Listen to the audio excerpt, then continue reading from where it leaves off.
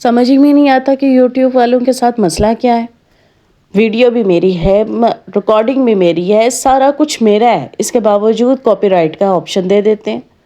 समझ से बाहर है। और फिर उसके बाद कॉपीराइट वाला ऑप्शन जब क्लियर हो जाता है तो उसके बाद व्यूज़ भी नहीं आते हैं। समझ में ही नहीं आता, बंदा मेहनत करता है, कम से कम देख तो लो कि मेहनत उसकी है या नहीं। कॉपीराइट देने से पहले तस्दीक तो कर लो। तस्दीक किए बगैर ही कॉपीराइट का ऑप्शन आ जाता है और कितना गुस्सा आता है वो अलहदा।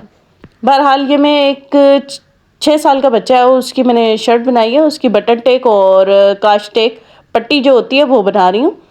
और जो हमारी कांच पट्टी है वो हमने 7.5 इंच ली है और जो बटन टेक पट्टी है वो हमने 6.5 इंच ली है। इस तरह से पट्टी की शेप बनाई है मैंने।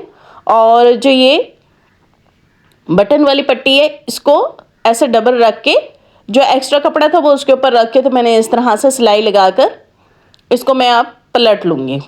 इस तरह से पलटने के बाद आपके सामने इस तरह से शेप आएगी इसकी, ऐसे। ये हमारी बटन वाली पट्टी है और ये हमारी काज वाली पट्टी है। इसको हम कमीज़ पे रख के चेक कर लेते हैं ये दिखने में किस तरह से लगेगी। ये देखें, ये इस तरह से आएगी।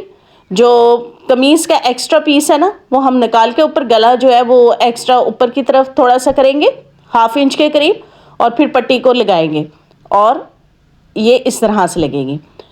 अब ये जो हमने लगानी है, हम जो शर्ट का पीस है वो हमने बटन वाली पट्टी के ऊपर रखा है और इस तरह से हम इसकी सिलाई चलाएंगे।